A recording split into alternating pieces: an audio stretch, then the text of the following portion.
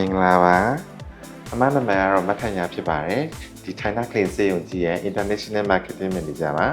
ဒီနေ့မှာတော့အမရဲ့အထူး special ဧည့်သည်တွေပေါ့နော်စေယုံမှာလာရောက်ပြီးတော့ဒီဥမာကြီးကင်ဆာကိုရေရှည်ကုသသွားတာအဲ့ဒါအဆင်ပြေမှုရှိမရှိကိုဒီနေ့ interview လေးနေနဲ့မေးခွင့်ပြုပါရရှင်အခု China Clean စေယုံပေါ့နော်ဒီညီမနဲ့မောင်လေးတို့နေရာနေပြီးတော့စေယုံကိုစေးလာကူတာဘယ်လိုအဆက်အသွယ်ဘယ်လိုကနေသိပြီးတော့စေယုံကိုရွေးချယ်မှုဖြစ်သွားပါလဲရှင်ဒီဆေးရုံကိုရွေးရတဲ့အကြောင်းရင်းပေါ့နော်ပထမတစ်ချက်ကကျတော့မှန်တိတ်ပြောရမယ်ဆိုရင်ဆေးရုံဆိုတဲ့ဟာနာမည်လည်းပဲကြားဘူးတော့နော်ကိုကမရောက်လာဘူးပုံထက်မှလည်းမမြင်ဘူးဒါပေမဲ့ယောက်ျားဘယ်လိုဖြစ်လဲဆိုတော့ဆေးသွင်းရမှအချိန်ကရစ်လွန်နေပြီဒါကြောင့်မို့အတီဆွေပေါ့နော်အတီဆွေနဲ့စင်တီးတယ်အတီဆွေဒီဆေးရုံကိုညွန်ပေးတဲ့အတွက်ပေါ့နော်ဒီဆေးရုံကလာတက်ဖြစ်တယ်ပေါ့နော်ဟုတ်ကဲ့ဆေးရုံလာတက်တော့ဆေးရုံဆက်ချင်းဆက်သွယ်မှုမှာပေါ့နော်အဆင်ပြေမှုတွေဘယ်လိုမျိုးရှိပါလဲရှင်ပထမမရောက်ခင်ကတည်းကဆက်သွယ်တဲ့ဟာတော့အဆင်ပြေတယ်ပေါ့နော်ဒီကဆရာတွေလည်းဆက်သွယ်ပေးတယ်လာရင်လာကြိုတာကအစပေါ့နော်အလုပ်အဆင်ပြေအောင်လုပ်ပေးတယ်ဟုတ်ကဲ့ဒီထိုင်းနိုင်ငံမှာစေကူးနေတဲ့အချိန်တော်တွင်းမှာပေါ့နော်ဘာတွေခက်ခဲရှိလဲစာရေးစာရဗီဇာကိစ္စတွေအခက်ခဲမှုတွေရှိသလားရှင်ဒီဆေးရုံမှာကျတော့တခုကောင်းတာပေါ့နော်ဘာမှကိုလှုပ်စရာမလိုဘူးသူတို့ကလုံးပေါ့နော်အဆင်ပြေအောင်လှုပ်ပေးတယ်ကိုကကျတော့လှုပ်ပေးရတာဆိုလို့ကိုကစောက်ပြီးတော့သူတို့လာခေါ်တဲ့ချိန်ကိုစောက်ပြီးတော့ပေါ့နော်သူတို့နောက်ကိုလိုက်ပြီးတော့လက်မှတ်ထိုးတာအဲ့ဒါလည်းပဲလှုပ်ပေးစားရှိတယ်ပေါ့နော်ကြံတဲ့ဟာတွေသူတို့အကောင်လုံးတောင်းကိုယူတယ်ပေါ့နော်ဟုတ်ကဲ့ထိုင်းနာကလေးဆေးရုံကြီးကိုစရောက်ခြင်းဘယ်လိုမျိုးခံစားချက်မျိုးရှိပါသလဲရှင်ထိုင်းရကိုရီးယားပထမစရောက်ချင်းဆိုတော့အမှန်တိတ်ပြောရမှဆိုရင်စရောက်ချင်းဆိုရင်ကိုက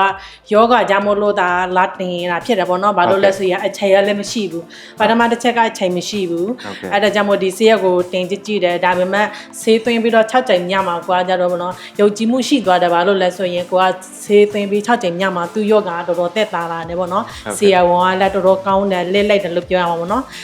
ဒါကြောင့်မို့လို့အကလို့အဆင်ပြေတယ်ပေါ့နော်6ချိန်သွင်းပြီးတဲ့အချိန်မှာကြတော့ကိုကဒီဆေးရက်ကိုတော်တော်ယုံကြည်သွားတယ်ပေါ့နော်အဲ့ဒါတခုဖြစ်ပါတယ်ဒီဆေးရုံမှာစိတ်ကူးနေတဲ့အချိန်တော်တင်ပါပေါ့နော်သူနာပြုရဲ့ဝန်ဆောင်မှုတွေဆရာဝန်ကြီးတွေရဲ့ပြုစုဆက်ဆောင်မှုတွေပြီးတော့မြန်မာစကားပြန်ရဲ့ပြုစုဆက်ဆောင်မှုတွေပေါ်မှာမူတည်ပြီးတော့ဘယ်လိုမျိုးသုံးသပ်ချက်ချပြပါလဲရှင်ကောင်းတာထက်ပိုတယ်ပေါ့နော်ဘာလို့လဲဆိုရင်ကိုကထိုင်းစကားဆိုရင်တလုံးမှမတတ်ဘူးမတတ်ဘဲနဲ့ဒီဆေးရုံကိုရောက်လာတဲ့အခါကျတော့ပေါ့နော်အမတို့ဖြစ်မောင်လေးတို့ဖြစ်ပေါ့နော်ဆက်ရဂရုစိတ်ပေးတယ်ပေါ့နော်ဟိုနားမလဲတဲ့ဟာရှိမှဆိုရင်လည်းဟွာပေါ့နော်ဘာလဲဘာနေတဲ့ဆက်သွယ်မင်းမြဲလို့ရတယ်ပေါ့နော်အကလုံးကိုအဆင်ပြေတယ်ပေါ့နော်ပြောစရာတကွဲမှမရှိပါဘူးဟုတ်ကဲ့ကင်ဆာကုသမှုနဲ့ပတ်သက်ပြီးငွေကြေးကုန်ကျစရိတ်တွေဟုတ်ကဲ့ဒါကြတော့ပေါ့နော်ဆေးကူးပြီဆိုရင်ပထမတစ်ချက်ငွေရေးကြေးရတော့ကုန်မှသိချတယ်ဘာလို့လဲဆိုရင်ဒါကြတော့ပေါ့နော်အစိုးရဆေးရုံမဟုတ်တဲ့အတွက်ငွေရေးကြေးတော့ကုန်တယ်ပေါ့နော်ကုန်တဲ့အချိန်မှာကိုရတဲ့ရလက်ဟာပေါ့နော်ရလက်ကောင်ဖြတ်တဲ့အတွက်ကြောင့်မို့ကုန်တဲ့ဟာကိုမကြည့်ဘဲနဲ့ပေါ့နော်ဒီပြန်ကောင်းယောဂပြန်ကောင်းလာတဲ့ဟာကိုပဲအဓိကကြည့်မှဆိုရင်ဒီဆေးရုံကိုရွေးရအောင်ပေါ့နော်ကိုကျော်စေကတော့ဘယ်နေရာပဲပြည့်ကုန်တယ်ပေါ့နော်ဒီဆေးရုံကကျတော့ပတ်စံကုန်ရဂျိုလက်နဲ့တယ်ပေါ့နော်ဟုတ်ကဲ့အခုဆိုရင်အခုအနေနဲ့အောင်ဗာပြောချင်သေးလဲဆက်စာသေးရောက်ချင်းနဲ့အခုအချိန်နေနဲ့ဆိုရင်တော်တော်လေးဟိုမှာဟိုထူးထူးခြားခြားကောင်းလာပြီပေါ့နော်အဲ့ဒီပုံမှာမူတည်ပြီးတော့အခုဘာတွေများဟိုစာခံစားချက်တွေရှိလဲဘယ်လိုမျိုးပြောချင်လဲပေါ့နော်ဟုတ်ကဲ့တော့လည်းယောဂတဲ့ဖြစ်နေတော့တော်ပြောတာပေါ့ဒီမှာနေတော့နာတာတဲ့နေရဖြစ်မှာပေါ့ဟုတ်ကဲ့ဒီလာပဲချင်ဟုတ်ကဲ့